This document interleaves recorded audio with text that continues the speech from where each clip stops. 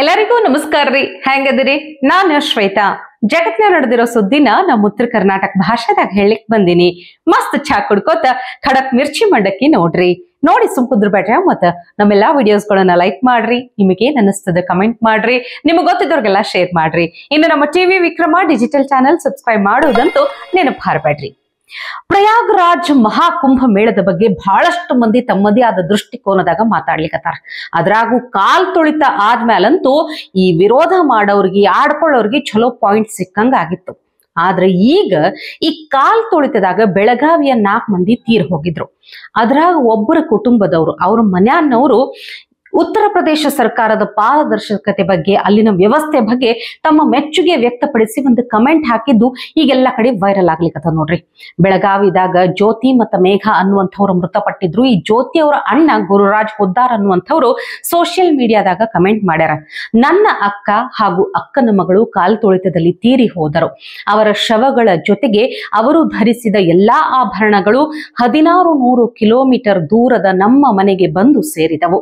ಇದು ಪ್ರಾಮಾಣಿಕತೆಯ ಉದಾಹರಣೆಯ ಜೊತೆಗೆ ವ್ಯವಸ್ಥೆ ಎಷ್ಟು ಅಚ್ಚುಕಟ್ಟಾಗಿದೆ ಎನ್ನುವುದನ್ನು ಹೇಳುತ್ತಿದೆ ಅಂತ ಹೇಳಿ ಕಮೆಂಟ್ ಮಾಡ್ಯಾರ.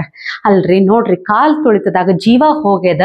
ಆ ಒಂದು ತಮ್ಮವರನ್ನ ಕಳ್ಕೊಂಡಿರುವಂತಹ ನೋವಿನ ಜೊತೆಗಿನೂ ಅಲ್ಲಿನ ವ್ಯವಸ್ಥೆ ಬಗ್ಗೆ ಮೆಚ್ಚುಗೆ ವ್ಯಕ್ತಪಡಿಸ್ತಾರಲ್ಲ, ಅದು ದೊಡ್ಡ ಗುಣ ಅಂತ ಅನಿಸ್ತದ. ಇನ್ನು ಇದಕ್ಕೆ ಪೂರಕ ಎನ್ನುವಂಗ ಅಥವಾ ಎಲ್ಲಾರು ಹುಬ್ಬೇರುವಂಗ್ ಮಾಡುವಂಥದ್ದು, ಆಶ್ಚರ್ಯಗೊಳ್ಳುವಂಗ್ ಮಾಡುವಂಥದ್ದಂದ್ರ ಕೋಲಾರದ ಕಾಂಗ್ರೆಸ್ ಶಾಸಕ ಕೊತ್ತೂರು ಮಂಜುನಾಥ್ ಅವರು ಮಾತಾಡಿದ್ದು. ಕುಂಭ ಮೇಳದ ಬಗ್ಗೆ ಬಹಳ ಚಲೋ ಮಾತಾಡ್ಯಾರ, ಕೇಳ್ರಿ. ಕುಂಭ ಮೇಳಕ್ಕೆ ಯಾರು ಹೋಗ್ಬಿಟ್ಟು ಬರ್ತಾರೋ ಅವ್ರಿಗೆಲ್ಲ ಒಳ್ಳೇದಾಗುತ್ತೆ, ದೇವ್ರು ಒಳ್ಳೇದ್ ಮಾಡ್ತಾರೆ. ಅವ್ರಿಗೆಲ್ಲ ತುಂಬಾ ಶಾಂತಿ ನೆಮ್ಮದಿ ಎಲ್ಲವೂ ಚೆನ್ನಾಗಿ ಕಾಪಾಡ್ಕೊಂಡ್ ಬರ್ತಾ ಇದೆ. ಯಾರಾದ್ರೂ ಹೋಗೋರಿದ್ರೆ, ಕುಂಭ ಮೇಳಕ್ಕೆ ಹೋಗೋರಿದ್ರೆ ಹೇಳ್ರಿ, ನಾನೇ ಬೇಕಂದ್ರೆ ಬಸ್ ಮಾಡಿ ಕೂಡ ಕಳಿಸ್ತೀನಿ. ಜನನೂ ತಿಳ್ಕೊಬೇಕಾಗ್ತದೆ. ಏನೋ ಒಂದು ಕಾಲ್ ತುಳಿತಕ್ಕೆ ಆಗಿದೆ, ಆಗಬಾರ್ದು ಅಂತಾಗಿರುವಂಥ ಘಟನೆ ಆಗಿದೆ. ಆದರೂ ಒಳ್ಳೇದೇ. ನಾವು ಇವತ್ತೇನಾದರೂ ಒಂದು ಸಮಸ್ಯೆ ಇದ್ದಾಗ ನಾನು ಮೊದಲು ಬಂದು ನಿಮ್ಮನ್ನೇನು ಕೇಳಿದೆ, ಫಸ್ಟ್ ಕ್ವಶನ್ ಏನು ಅಂತ ಹೇಳ್ಬಿಡ್ರಿ, ನಾನು ಪ್ರಿಪೇರ್ ಆಗ್ತೀನಿ ಅಂತ ಹೇಳಿದೆ ನಿಮಗೆ, ಕರೆಕ್ಟಾ? ಹಂಗೆ ಮೊದಲು ಏನಾದರೂ ಒಂದು ತೊಂದರೆ ಆದಾಗೆ ನಾವು ಇನ್ನೊಂದು ರೂಟನ್ನು, ದಾರಿಯನ್ನು ಹಿಡ್ಕೊಳ್ಳೋದು ಪ್ರಿಪೇರ್ ಆಗೋದಕ್ಕೆ. ಕುಂಭಮೇಳದಲ್ಲಿ ಆಗಿರೋದಕ್ಕೆ ನಾನು ನನ್ನ ತುಂಬ ಮನಸ್ಸು ಬೇಜಾರಿಂದ ನಾನು ವ್ಯಕ್ತಪಡಿಸ್ತೀನಿ, ನಾನು ಸಂತಾಪವನ್ನು ವ್ಯಕ್ತಪಡ್ತೀನಿ. ಅಲ್ಲಿ ಪ್ರಾಣಿಗಳು ನಮ್ಮ ಕರ್ನಾಟಕದವ್ರು 3-4 ಜನ ಹೋಗಿದೆ, ಅವ್ರು 4 ಜನ ಹೋಗಿ ಅದಕ್ಕೆ ನಾವು ಸಂತಾಪವನ್ನು ಕೊಡ್ತೀವಿ. ಆಮೇಲೆ ಅವ್ರು ಆತ್ಮಕ್ಕೆ ಸಿಗ್ಲಿ ಅಂತ ಹೇಳ್ತೀವಿ.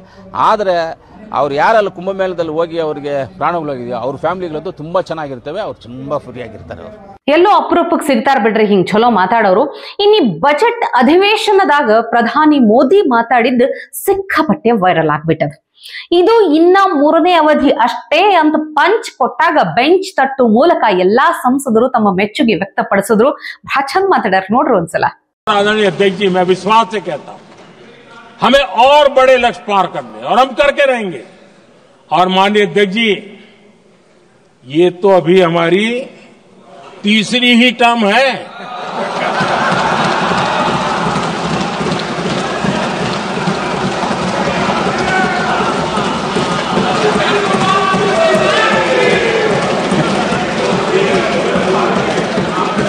हम देश की आवश्यकता के अनुसार आधुनिक भारत बनाने के लिए, सक्षम भारत बनाने के लिए और विकसित भारत का संकल्प साकार करने के लिए हम आने वाले अनेक वर्षों तक जुटे रहने वाले. ಖರೆ ಅದ ಬಿಡ್ರಿ, ಇನ್ನ 3ನೇ ಅವಧಿ ಅಷ್ಟೇ. ಇನ್ನ ಬಹಳಷ್ಟು ಸಲ ಮೋದಿನೇ ಪ್ರಧಾನಿ ಆಗ್ತಾರ. ಯಾಕ ಇನ್ನೊಬ್ರು ಆಗೋದಿಲ್ಲ ಅನ್ಲಿಕ್ಕ ಇಲ್ಲೊಂದು ಸಾಕ್ಷಿ ಅನ್ನೋ ತರ ವಿಡಿಯೋ ತಂದಿನಿ, ನೋಡ್ರಿ ಒಂದ್ಸಲ.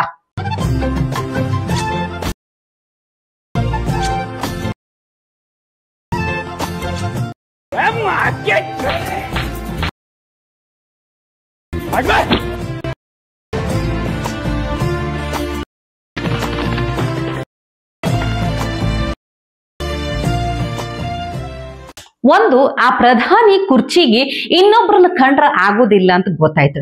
ಈ ಎಲ್ಲಾ ರಾಜಕಾರಣಿಗಳಿಗೆ ಕುರ್ಚಿ ಮೇಲೆ ಬಹಳ ಪ್ರೀತಿ ವ್ಯಾಮೋಹ ಇರ್ತದ. ಆದ್ರೆ ಇಲ್ಲಿ ಸ್ಪೆಷಲ್ ಅಂದ್ರೆ ಕುರ್ಚಿಗೆ ಮೋದಿನ ಕಂಡ್ರ ಬಹಳ ಇಷ್ಟ ಅಂತ ಗೊತ್ತಾಯ್ತು. ಬೇಡ್ರಪ್ಪ, ಅದು ಸುಮ್ನ ಕಾರ್ಟೂನ್, ಅದೇನೋ ಕ್ರಿಯೇಟ್ ಮಾಡಿರುವಂತಹ ವಿಡಿಯೋ ಅಂತ ಕೊಂಕ ತೆಗಿಯೋರ್ನು ಬಹಳಷ್ಟು ಮಂದಿ ಇರ್ತಾರ. ಅಂಥವ್ರಿಗೆ ಉತ್ತರ ಅನ್ನುವಂಗ ಪ್ರಧಾನಿ ಮೋದಿಗೂ ಬ್ಯಾರೆ ನಾಯಕರಿಗೂ ಎಷ್ಟು ವ್ಯತ್ಯಾಸ ಅದ ಅಂದ್ರ, ಸಾಮಾನ್ಯ ಮಂದಿಯನ್ನ ಅವರು ಟ್ರೀಟ್ ಮಾಡುವಂತಹ ರೀತಿ ಹೆಂಗಿರ್ತದ ಅನ್ಲಿಕ್ಕ ಇಲ್ಲೊಂದು ಮತ್ತೊಂದು ಸಾಕ್ಷಿ ತಂದಿನಿ, ನೋಡ್ರಿ ಒಂದ್ಸಲ.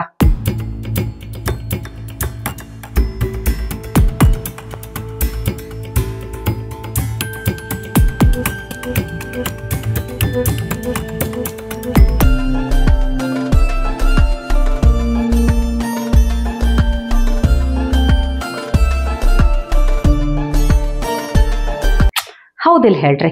ರಾಜಕೀಯ ಅಂದ್ರ ಈ ರೊಕ್ಕ ಗಳಿಸುವಂತಹ ಒಂದು ಮಾರ್ಗ, ಅಧಿಕಾರ, ಪದವಿ, ವ್ಯಾಮೋಹ ಇದೇ ತಿಳ್ಕೊಂಡವ್ರಿಗೆ ಸಾಮಾನ್ಯ ಮಂದಿನ ಕಂಡ್ರ ಆಗೋದಿಲ್ಲ. ಹಿಂಗ ಮಾಡ್ತಾರ, ಹೆಂಗ ಬೇಕು ಹಂಗ ಕೈ ಹತ್ತಾರ.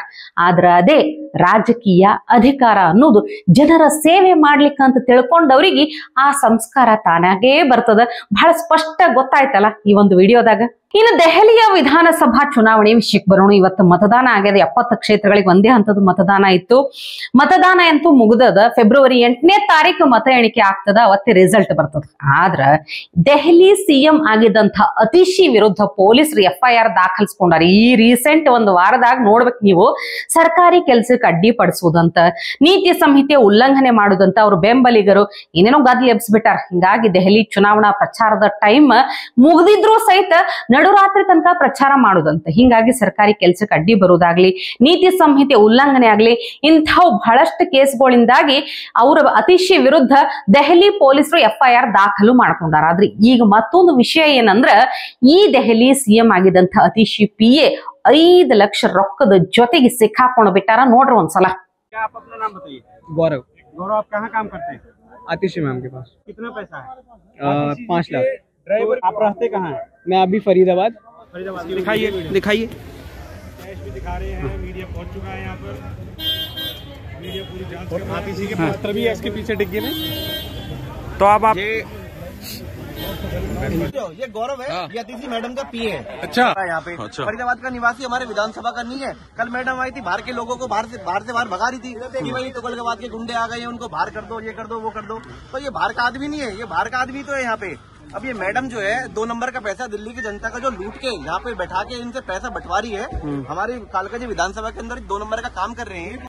ಅಲ್ಲ, ನಿಮಗೆಲ್ಲ ಗೊತ್ತೇ ಅದಲ್ಲ. ಇದಕ್ಕಿಂತ ಮೊದಲ ದೆಹಲಿ ಸಿಎಂ ಆಗಿದ್ದಂತ ಅರವಿಂದ್ ಕೇಜ್ರಿವಾಲ್ ಅವರು ಜೈಲಿಗೆ ಹೋಗಿದ್ದಾಗ ಏನೋ ಅನಾಯಾಸವಾಗಿ ಬಯಸದೇ ಬಂದ ಭಾಗ್ಯ ಅನ್ನುವಂಗ ಈ ಅತೀಶಿ ಅವರು ದೆಹಲಿ ಸಿಎಂ ಆಗಿದ್ರು.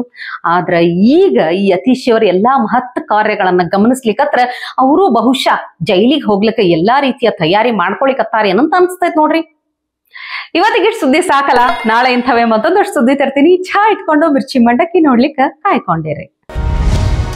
ಟಿವಿ ವಿಕ್ರಮ, ದೇಶ ನಿಮ್ಮ ಕೈಯಲ್ಲಿ. ಈ ಕಾರ್ಯಕ್ರಮ ನಿಮಗೆ ಇಷ್ಟ ಆಗಿದ್ದಲ್ಲಿ ಲೈಕ್, ಶೇರ್ ಹಾಗೂ ಕಮೆಂಟ್ ಮಾಡಿ. ಟಿವಿ ವಿಕ್ರಮದ ಕಾರ್ಯಕ್ರಮಗಳನ್ನು ನಿರಂತರವಾಗಿ ವೀಕ್ಷಿಸಲು ಸಬ್ಸ್ಕ್ರೈಬ್ ಮಾಡಿ, ಬೆಲ್ ಐಕನ್ ಒತ್ತಿ.